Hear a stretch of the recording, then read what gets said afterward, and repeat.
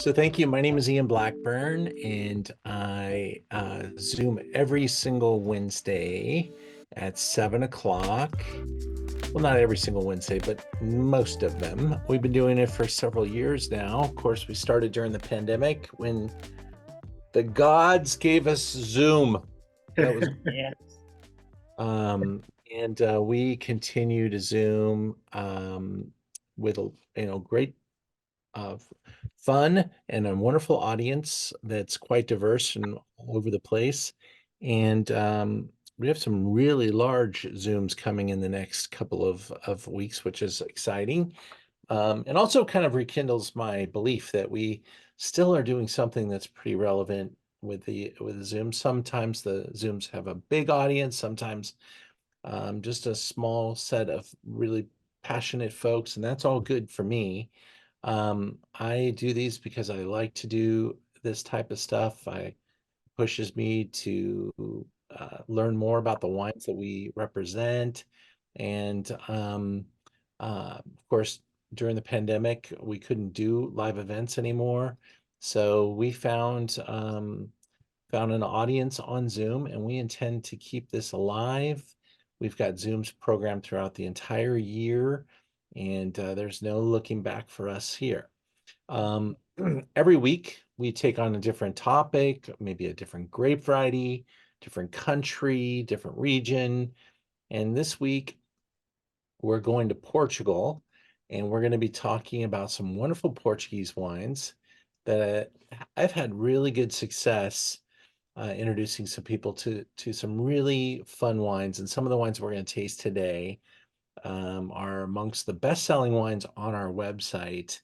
I think Portugal really is and has been a place that's been identified with very high quality and amazing quality and value proposition as well. It's a very diverse country, and in fact, there is a lot of wine coming out from Portugal. And when you think about Portugal, you might not always think about the whites or the dry reds. You might just remember the dessert wines, which are sensational, but there's wine coming out of every corner of Portugal, and even not in the corners, even way out in the margins, because somehow the Portuguese were able to inhabit some island properties way far away. They Mhm. must have been really mean people back then, and to be able to keep some of these beautiful islands for themselves, plus all that beachfront real estate. How did they do Yeah. that? Yes. Yeah. Um, and we took a group to Portugal about a year and 3 months ago. It was in of 2022, and we had just the greatest time. We started in Lisbon, and we went out to Évora and the Alentejo, and we saw a bunch of producers. Loved Lisbon, loved Alentejo. Then we drove for a couple hours north and headed into, well, it was probably 4 hours. I think I slept a couple of those, but we got into the Douro and just had a most amazing time. Now, I've been to the Douro a couple of times, but on this occasion, we got to if you're going to the Douro, you're going to want to take a boat up that river and just see some of the most majestic sites you've ever seen in your life. It looks almost undisturbed, but it's been planted for 400 years and maybe longer, probably going towards 500 years. The Douro was the first delineated wine region in the world. The King of Portugal said, if you're going to call it port wine, it has to be from here. And the Douro River was delineated, and that was the first region to do that ever. And so it really brought meaning to the wine world. So Portugal's been involved in making fine wine for a long time. That was in the 1600s, and they were a big part of the wine spice route, the trade, and there were all kinds of things happening, wars and battles, and England couldn't get wine from the French, so they really sucked the wine out of Portugal. Mhm. And and there's a lot of reasons why Portugal is so famous for the wine. The most exciting wine place on the planet is declared by the Wine Spectator. And Mhm. we're going to talk about a couple great wines. Let's get right into wine number one, Vino Verde. I think Vino Verde as a concept in wine got so popular, people didn't realize that that is a part of Portugal. That is a place, and the wines of Vino Verde are truly fantastic. We do see still a lot of volume in very inexpensive bottles called Vino Verde, and those have almost like a soda pop kind of freshness. Some of them screw cap, a little bit of effervescence, fun, refreshing. Hey, those are delicious and they're probably 10, $12. This goes all the way up to about 16, $17 and is two grape varieties. It's a wine called Chapeleiro. It's Arinto and Loureiro, two grape varieties found in the Vino Verde. And this is from 2022, nice and fresh, named after the chapeau. We're up here in the northern part of Portugal, Vino Verde, and it's majestic here, really kind of sites less seen, but amazing ocean influence, amazing terroir, rock, and all kinds of character behind the wine. And a lot of people don't know the grape varieties, Loureiro and Arinto, but these are two of the primary grape varieties of Vino Verde. This wine is just a small producer brought in by a small importer. Some of you've met her in the past. We've had her on our Zoom. I think we introduced on our Zoom with the 2019 wine and then the 2020 and then was 21. Now it's 22. And this wine just continues to rock for us. It's just slow and steady and consistent. We buy it 5, 10 cases at a time, and it is just a super delivery for the value. I think there's no limit as to the times and places that you can open this wine. I get off of work and I've worked all day. I get home, I'm not quite sure why, but some people love to drink red wine more than white. I get home, I'm a little thirsty. I can't wait to drink a little white and refresh my life. And it's the type of wine I can open any day. There's no like economic drag here. The quality value proposition is huge. This wine really speaks to me with its lively acidity, its really good focus, very fantastic mouthfeel, cleansing, refreshing, food driven, natural, clean, all these wonderful buzzwords that we use to describe a really healthy wine. This is not mass produced, small producer with good ethos, and really, look at the size of that cluster. It's amazing.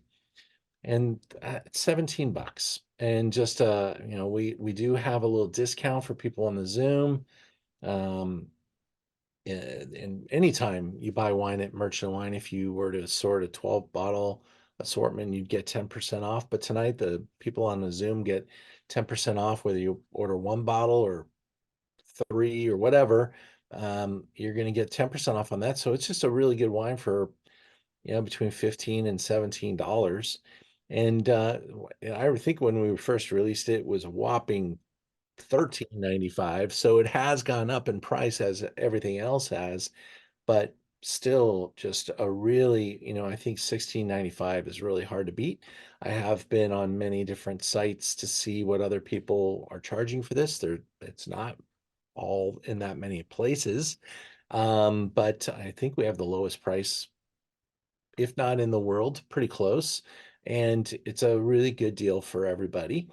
And it's a kind of wine that I just really enjoy stimulating the appetite, cleansing the palate, getting the night off to a good start.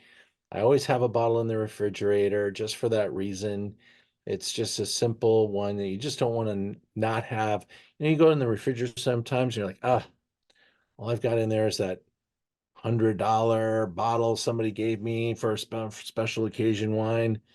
I always want to make sure I have a little stash of stuff that we can drink anytime, for any reason. Even if I'm just like cooking and I gotta pop something and pour a little bit on the sauce and drink a little bit. This is just a really fun wine to deglaze and to just have around. I do sometimes Coravin this wine too because I can, and then I put it back in the fridge for another day because Coravin works really well that way. Any comments? How's it treating you? I see the chat box. Thank you, Elizabeth and Denise, with the cat, and the cat's name is Augusto. Augusto. Yes, he's helping. Okay, let's hope he enjoys. Really like the fruity flavor on here. It's not too heavy, just refreshing. Yeah. Nice. Just enough sweetness to kind of offset that wow acidity because this stuff is growing on rock, like storm pounding stone. You can almost smell the ocean spray in the nose of this wine. It's got a really fun, fresh air kind of a smell in the nose, and you get this wide range of fruits and citrus and stone fruits. It's quite fun, a little more complex. It's very mineral driven, so you kind of have to be into that, which I am because when I'm at work, people come taste me on wines. I said this the other day, maybe us wine guys sometimes can recommend stuff to you that maybe you don't like. Maybe you won't like it because we get pounded with hundreds of wines to taste, and sometimes a wine that is just a little bit less fruity, a little bit less rich, a little bit less oaky, a little bit more acidic, a little bit more soft and pure and focused. These are the kind of wines that you end up, I think, when you drink a lot of wine, you end up getting more joy out of. If you are in it just because you want to stain your teeth and taste something that will impact you hard, this is not maybe not for you. This is got softer in alcohol. I think we're in the 12, 5, 13 range. You can drink quite a bit of this and not get too taken away.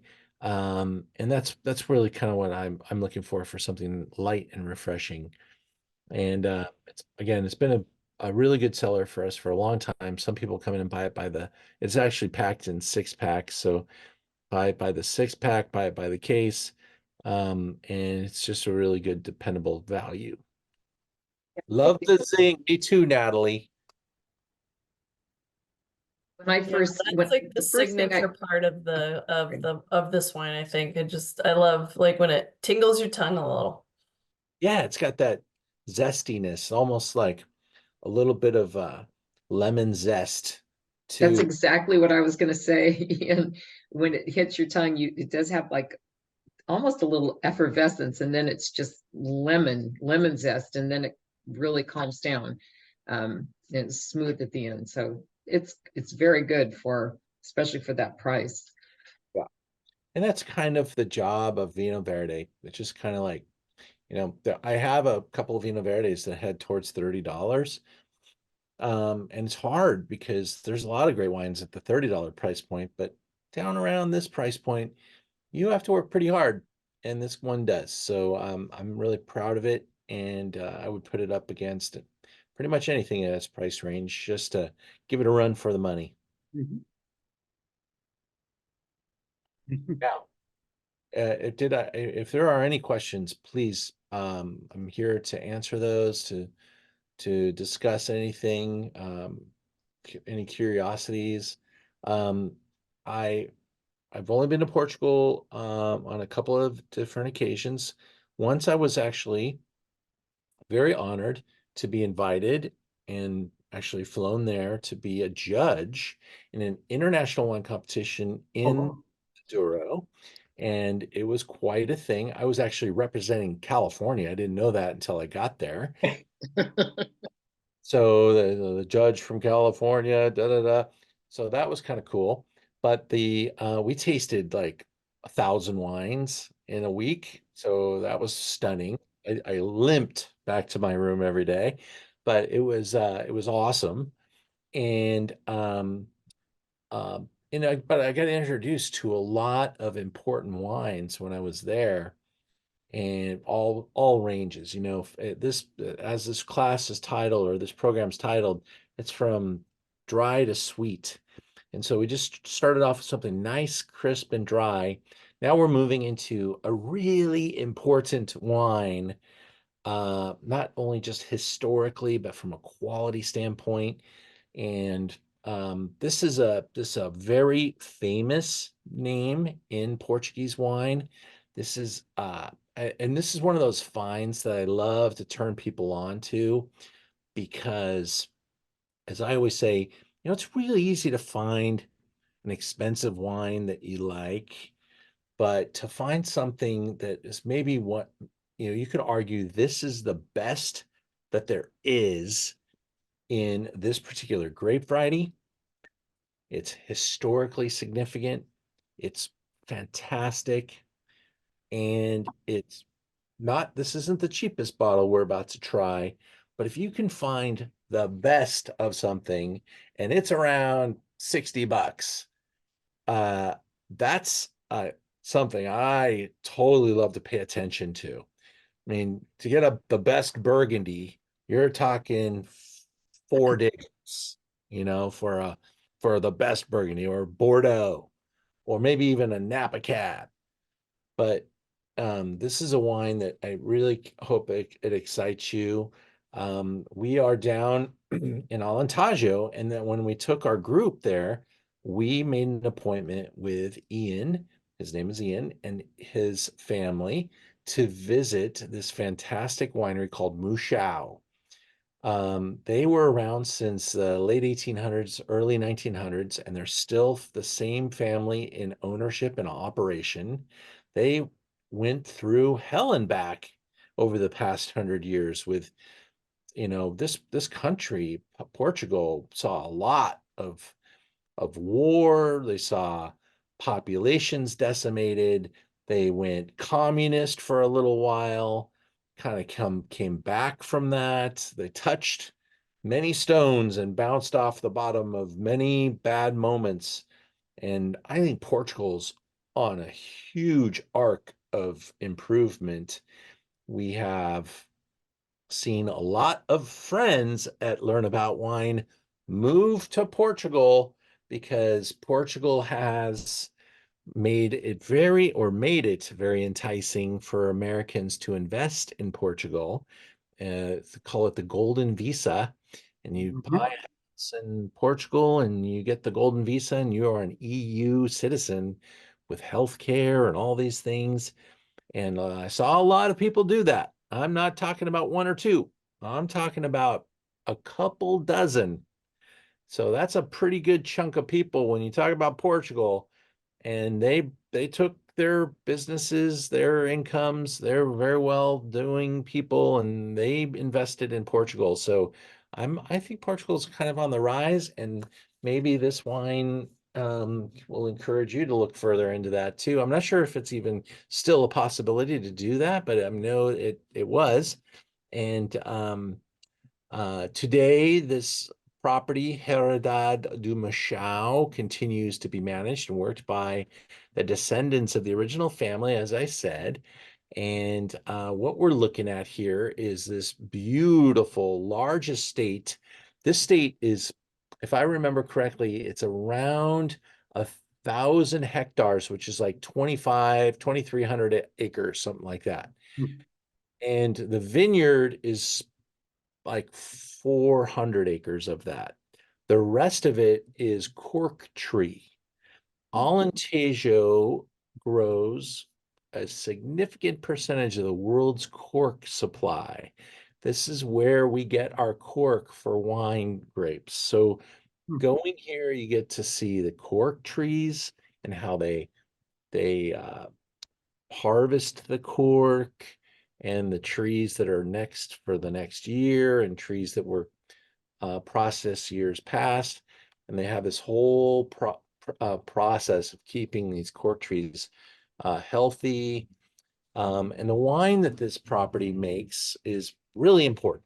And they've done it the same way.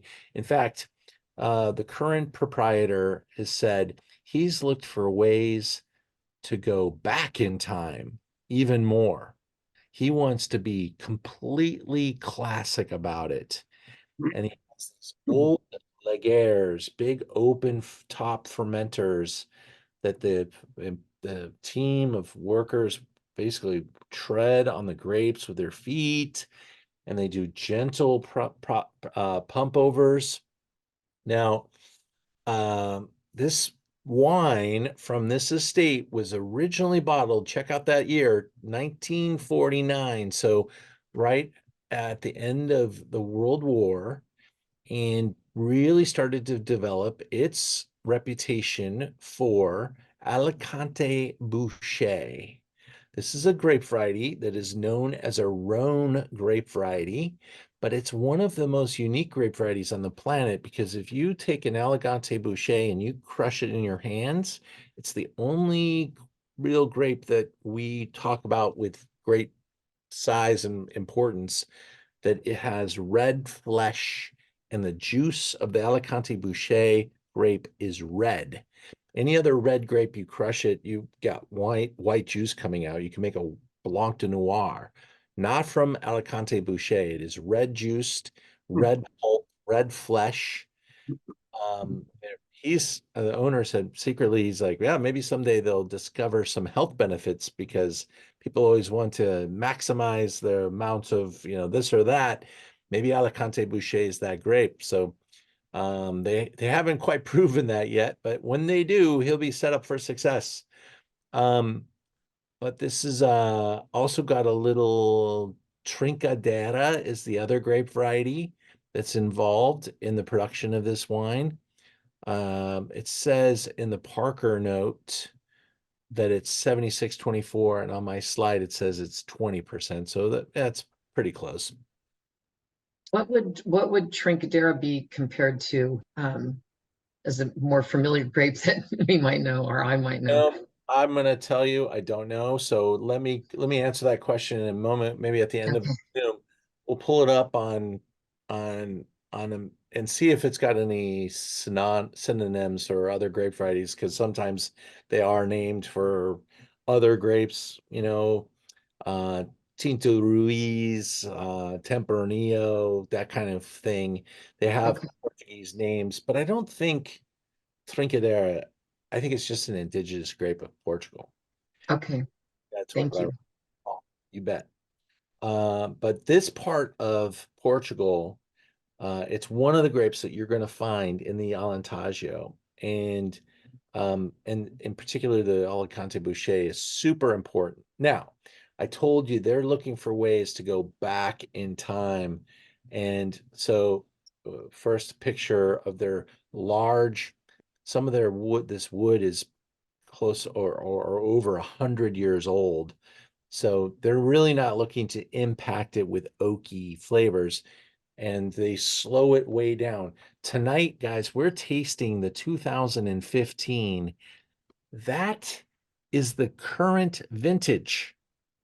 This is That's not a reserve. This is what they're selling me when I go to order more tomorrow. I will be getting more of the 15. And that's what I just totally love about this wine. It's right at that $60 price point. You get your discount on top of that. And this is the best Alicante Boucher on the planet. It's 95 points. It's timeless. It will probably age for 30 plus years, but you do not need to wait. It is ready to be enjoyed. It is gorgeous. It's got some really fun character. But we did such a good job of selling this Zoom tonight. I don't have any to taste, so I got to talk to you guys and tell me how it tastes because I don't get to taste it tonight. We had to fill every little jar and get it out. I want to hear from you guys what you think and tell me what you're smelling and tasting. So Ian, it's interesting. I keep notes of our different tastings and stuff. I like to. I got a wine journal going on. We did this in October of 22, but we did the 2013 vintage. So proud of you. Yeah, I mean, I love again, like, I was looking kind of for like some notes, and in October of 22 I was commenting on the spicy black fruit, and I do feel like that's definitely present here. Sometimes I need somebody to give me like cue cards, and then I'm like, oh yeah, that's definitely what's in that. Sure. So that's really what I'm tasting. I noticed one of your notes on the slideshow said, concentrated and dark and deep, and that's what I'm, some baking spice maybe, or like clove. I don't know. That's what I'm getting out of this one. Right. It's great. I love it. Yeah, Parker usually gives me a little bit more meat on the bone to work with here as far as tasting notes, but my recollection on this particular wine, first of all, we got to go to the property, and I just will show you this a pic. That's Ian. He's running the estate. That's all extra 20 pounds of me standing there with him, and on the property, just like timeless property. This property was built in like the 1500s. And so you're looking at the same cobblestone. This is where they process the grapes right here. And then they bring them into the winery, and it's just a super cool spot. Um, the we had it with goat. They literally roasted an entire goat for our group, and it was delicious. I don't hope I don't offend anybody, but that's a very common food for them to eat at the winery. I think they wrap the entire goat in different fruit tree leaves, and then roasted it on this huge fire pit, and then kind of exposed all the meat, and they had stone fruits being cooked with it. It was a beautiful presentation. And so we had this really tender, kind of good amount of fat content in that meat, and it just really the roasted character here. I remember uh, a lot of baking spices, like you mentioned, Natalie, almost coffee-like nuances, espresso, maybe some chocolate, kind of cacao, but nothing sweet. I mean, we're talking about nice, mature wines that aren't. This wine isn't moving from uh, being super fruity. It's on the earthy edge. It's got a long life ahead of it, but you're starting to really smell some of those aromatics that some bottle age, 8, 9 years of age here, um, start to release, and that character, the way it kind of harmonizes and pulls together, and you get the complexity and everything without it being like, here's the wood, here's the fruit. Sometimes young wines can do that. It feels almost like a sauce, like a really finished thought. And that's what I loved about the wine. The 15 was actually even a few points higher than the 13 as far as scoring. And I still get orders here and there from all over the place, just kind of randomly. But I think, pouring it tonight, I think some people will maybe really enjoy this. and it's just a fun wine to take out to dinner. I bet you hardly any of your friends have ever had a wine from the Alentejo, let alone the best, let alone maybe tasted or hung out with an Alicante Boucher, and that's just super fun. So I hope you guys enjoyed that. That's why we went from white to red with our presentation there, and now we're going to move um, into our first dessert wine, unless there's any questions. Just, Ian, do you happen to know anything about the 14? I know that the importer didn't get any. Oh, there you go.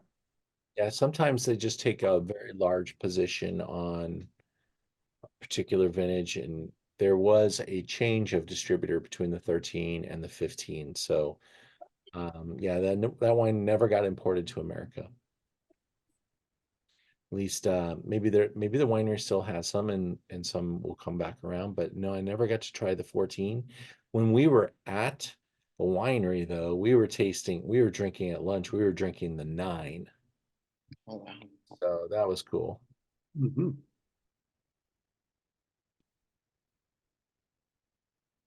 We we did drive on that trip north in a nice couriered van. We had a nice group with us, and some of the people just came for the week in Alentejo. But we did a little extra 3-day trip up into the Douro, and so probably half of us stayed in as a group, and we drove north. And we checked into a really famous Portuguese hotel, and we walked from that hotel across the Douro River, beautiful bridge, down into this plaza, and the Kopkes have a tasting room there. And this is a very famous house making wines. Now, the grapes come from way back here along the Douro River, but the town of Oporto is way out here. And they basically made the wine back here, but they oftentimes in the history would put it on a boat, and that's why the barrels are very thin and long, because they would stack these barrels, and the boat would travel along the Douro, which isn't exactly a pond. It was a little bit more like a rapid, and come out somewhere around over here, where the barrels would be then bottled in Oporto. So they wouldn't bother putting it in bottle out here. They would keep it in wood, little cooler out here, little deeper cellars, then get it to the shore, and the ships would fill up on some of the ships would just take the barrels, right? Uh, but the business is selling the wine right there in Oporto. And so we went to the tasting room and were able to taste there. Really good recommended visit, by the way, because if you buy the wine there, they might even put your initials on the bottle or do some things that they can do with this kind of stenciled. I don't know if I just lost you there. Stenciled bottle art, but they'll put like your name right there on the bottom of the bottle.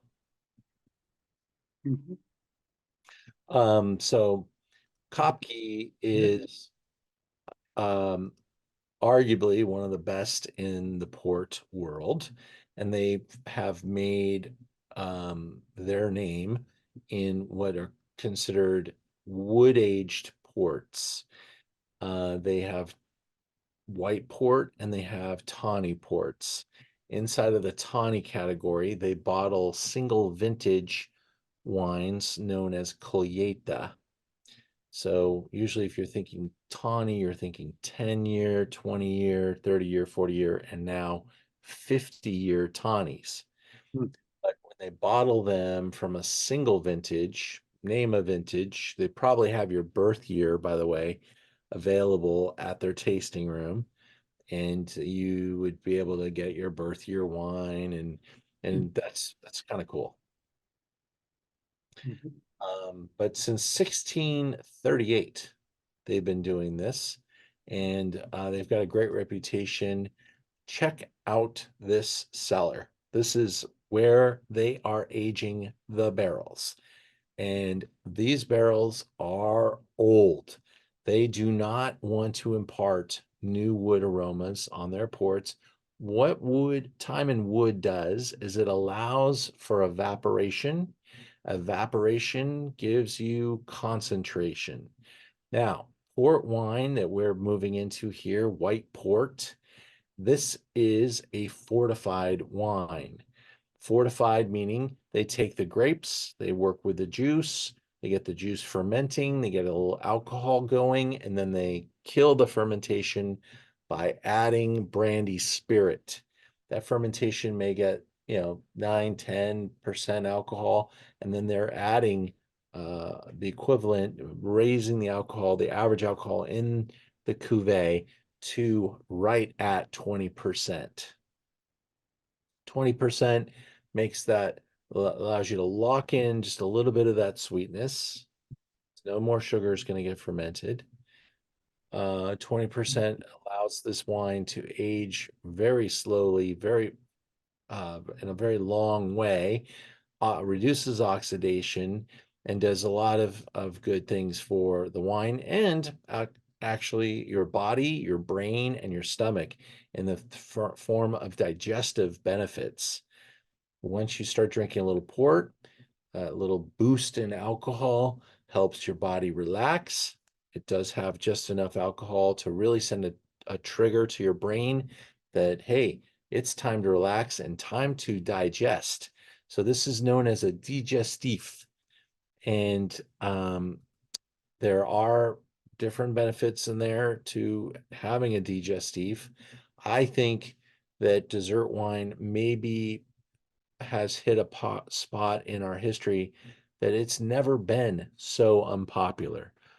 And to the point where the port wine industry is actually collapsing because there's just not enough customers to keep all of the port businesses in business.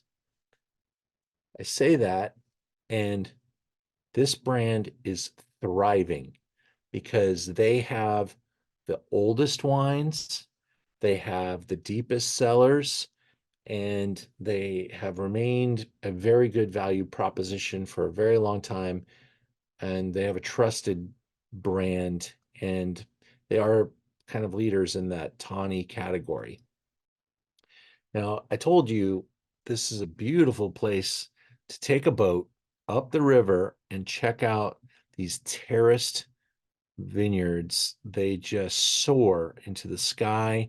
Every time you turn the corner, you see another breathtaking sight. This is all granite and schist and really rocky soils that they have to create these terraces so that they could farm. And they could use tractor on the terraces. And because they're pretty far out here, there's not a huge labor pool. So they need to do things to make things work out a little bit for consistency as well as automation. And they knew that a long time ago.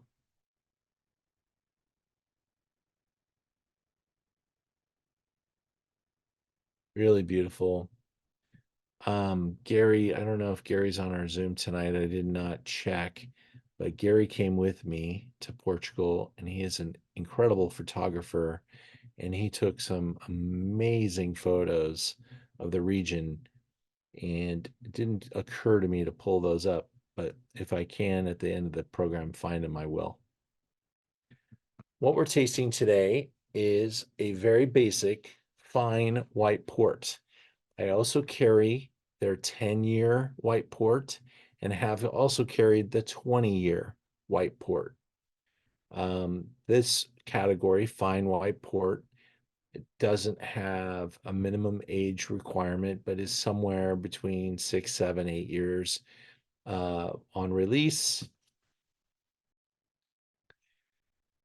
can click in there and you can see it's made from that same Arinto grape, also a grape called Vinho, another grape called Giovio, and Malvasia fina. You will find a lot of grapes you've never heard of before in Portugal, no doubt. And even sometimes it's just the Portuguese language that is hiding the name of that grape in something else. But um, this is just a really good fun find. I do like to serve my white port on the cooler side. You can almost serve it at white wine temperatures. If you open a bottle of fine white port, you can keep it in your refrigerator. It'll last quite a while. No 2-3 days. You're probably good several weeks, maybe a month or two with an open bottle of white port. Another fun thing to do, and what they do in Portugal with this or with Tawny ports, we're going to taste Tawny in a moment, is you can use this to cocktail a little bit too. They pour it on the rocks, maybe a sprig of mint with white port. And if you like it even a little jazzier, you can add a little tonic. A white port and tonic is a very fun, warm summer day cocktail, and they drink that with their nuts. They eat an amazing quantity of nuts as part of their diet, and that's a very Portuguese thing to do. Described as vivid orange color on the nose, reveals aromas of ripe and honeyed fruit combined with fragrant notes of vanilla. Smooth and round palate, full of rich and enveloping flavors. 95 points decanter, an elegant style that light-footed dances across the tongue, subtle flavors, subtle layers and flavors across the senses, much more nuance than many of its peers. Very interesting contrast. The fruit expression is well defined and joins caramel, toffee, white chocolate notes for a poised mouthfeel. Delicious. And 95 points for a bottle of wine that's $21.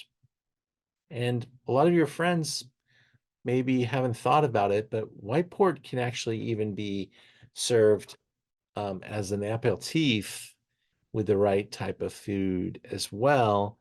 Whether if you're having something, could be like a souffle, or what's the dish I'm thinking of? A fondue. You could be having foie gras.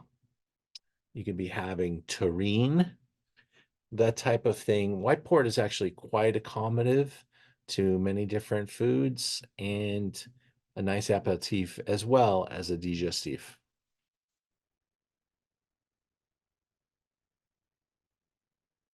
And there's quite a few Kopke wines on our website.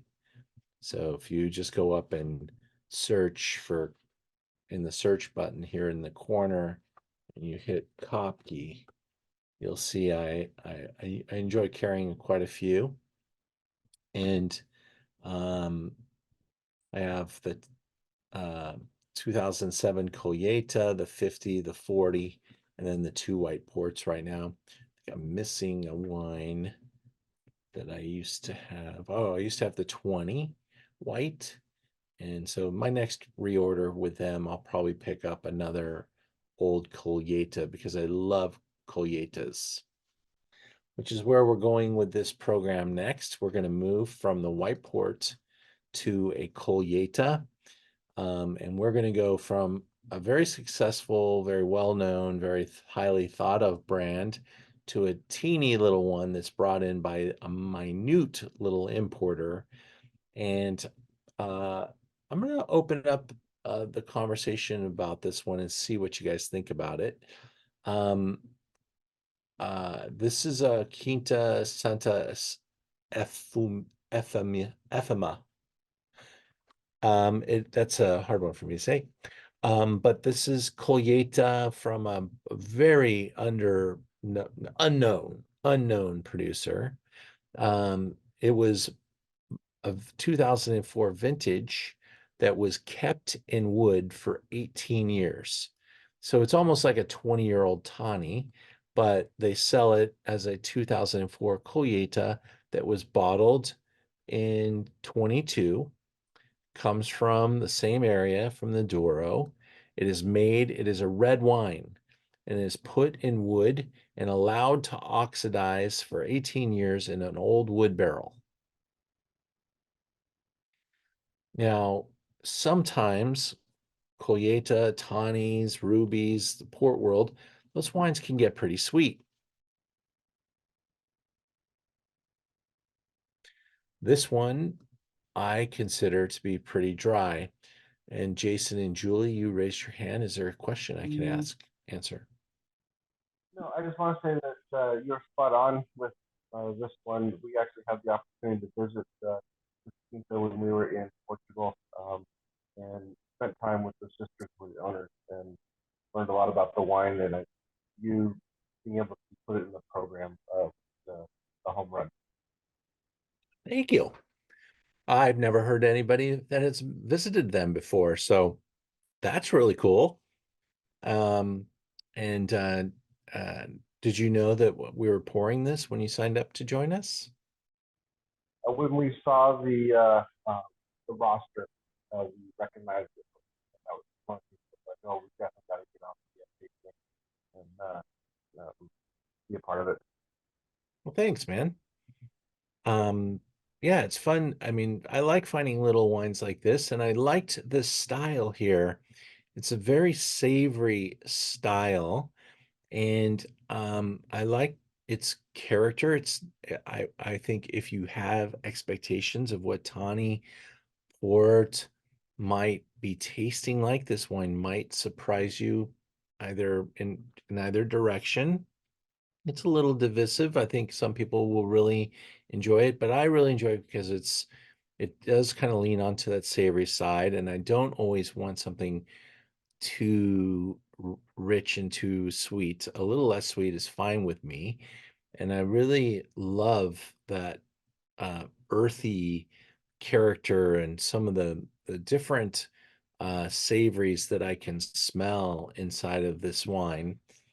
Really an interesting place, great history, 17th century, so they're still probably considered the new guys in this category, but they have all the workings of a super classic, old school type of style, and they really allow their fruit to basically end up where they want you to taste it. This is like, very European. It's not commercially driven. This is just something very authentic and very like old school, like you were just dropped down from another century to taste something artisan.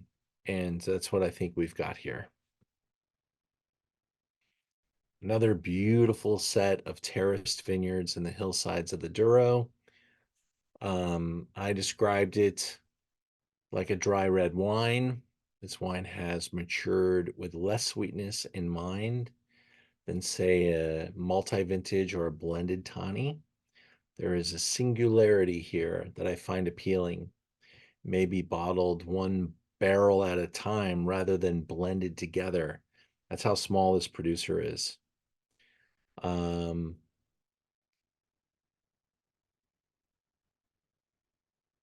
There's the focus is kind of very pure, very it's not a big, huge, broad wine that's trying to coat a lot of different characteristics. I think it really shows off kind of that smoky, flinty, crushed rock and minerality character. The alcohol, pretty aggressive. Kind of be like, yeah, this is like a spirit almost. It's got kind of that kind of attack to it. And sometimes that's the right thing.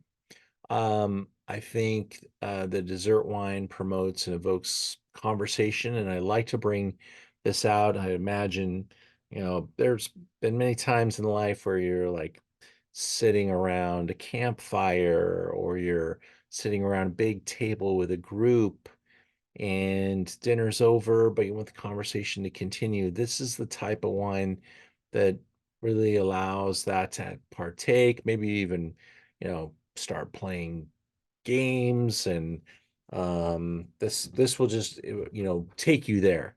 It'll take you there. And I think keep you company throughout the night. You can sip it all night long, and it's a real people pleaser. I like it with, say, this type of wine that I would love to have with something like pumpkin pie, um, or maybe something even like banana cream pie. I love that with Tawny, and I love it with Colheita. I love those two desserts. You could certainly have it with apple pie, just pie, anything pie, I think would go with this. Um, Probably more on the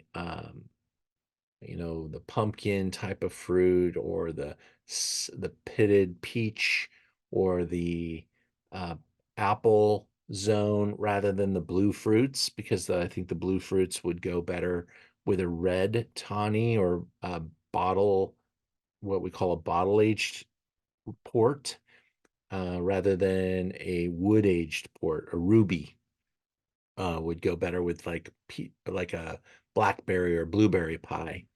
So this is just like, maybe we're just not eating enough pie to have room for a lot of tawny.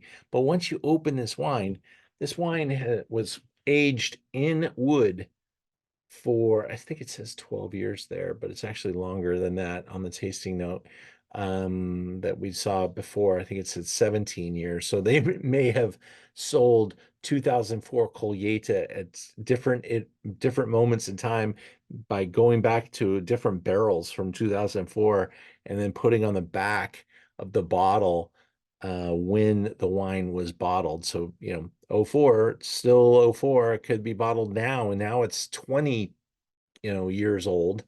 And in a couple of years, they could advance it into some other programs. So anyway, I like these type of wines. The wine is, because it's such a small producer, a really good price. And once you open it, it's good for a year. So you could drink a little bit at a time. It's fully oxidized. It was oxidized for 18 years. It's not going to go bad once you open this wine. Keep it in your refrigerator and serve it with lots of different opportunities. And a dry Colheita, this could be served with savory food. So it's maybe not for everybody, but I think it's for the adventurous, and a really good thing to have in your refrigerator. And I say refrigerator because once you open it, it'll just help keep it even fresher. And it's even nice to serve a wine like this at that cooler temperature and let it warm up in the glass. That's how I like it, especially with that 20% alcohol. It kind of tames the alcohol a little bit, keeps it a little cooler.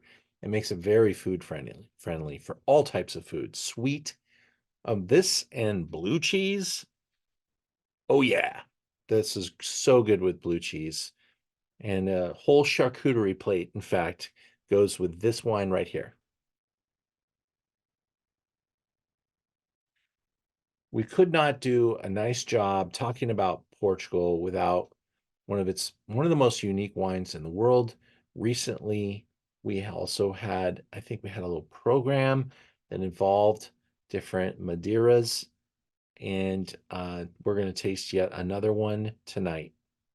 We're tasting 10-year Sercial, made by Blandy's. There's only about 6 or 7 different Madeira producers today.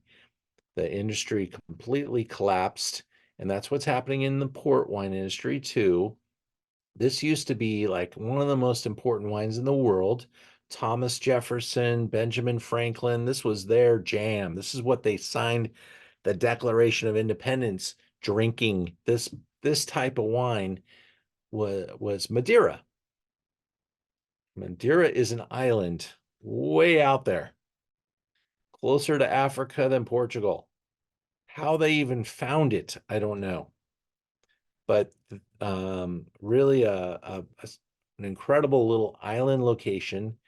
So anytime we talk about island wines, start thinking about all that smell of the ocean again, because you got it here for sure. But Blandy's does, I think, a really good job. And there are multiple different producers. There's two producers that I think I prefer for like my super high end, but for a value in Madeira, this is the one I go to. This is where I find great value, wonderful history, and these guys will be around. This is what they put the same type of wood barrels that we put port wine in. Back in the day, they would make the wine, they would fortify it with alcohol. They'd put it, why did they do that? Because if you don't have it in a bottle and you're having it in a wood barrel and you go to ocean with your, 100 people on a boat, sail vessel, and they're all pulling wine out of the barrel, it's sloshing around. Red wine would go bad in 2 days, 3 days. So you add the brandy spirit to make it a little more stable. Now, Madeira, they didn't have a lot of room under deck, so they kept a lot of these barrels out on the top of the ship. And they would leave port and they'd go out and they would trade with barrels of wine too. And they noticed that Madeira actually tasted better when it traveled all the way around the world. By the time we got to the end of the trip, that thing is drinking great. And it's because it was sitting right out in the sun. It was baking and boiling and getting heated up and cooling back down and getting heated up and cooling back down. This was what they had at that time, and it matterized in the barrel and it became indelible, like unchangeable. Madeira became, you couldn't break it. You can't, once it turns into Madeira and it oxidizes and it gets hot and it bonds at this level, this wine lasts forever. You could open a 10-year Sercial and drink it for the rest of your life, 1 teaspoon at a time. I'm not recommending that, but that's something you could do. This is one of the grape varieties that they make Madeira from. It is something that is a little more aperitif style, not what we did. I think some other varieties that were a little sweeter, a little more desserty. I did finish with this wine, even though it's, we're coming in after a fairly, there's good sweetness in the Colheita, but here we've got a Madeira that has insane acidity. And as you smell it, I think you smell, some honeyed character, and you smell the saltiness, and you smell the nuttiness, and you put that on your palate and you feel the vibration, citrus flavors, and just really wonderful texture. Almost feel your palate being cleansed. And so it's a really fun sipper. You can have it with a lot of different things, at totally different moments of the meal. And this is this could be a great aperitif or something you could sip after dinner, depending on what style you like to drink. Here is the Blandy's facility. Doesn't look like it's changed much in the past 100 years. And it's a really magical island. One of the most dangerous airports in the world, by the way, is in Madeira. The airplane pilots have to coming in at a very steep angle and move, and they have to come down in as slow as possible because they have to stop on a very short runway. So think twice before visiting. But here is a 10-year Blandy's Sercial, $33. It is I believe that's a half bottle size, or maybe it's a 500 ml. Let me just click in and see if we say.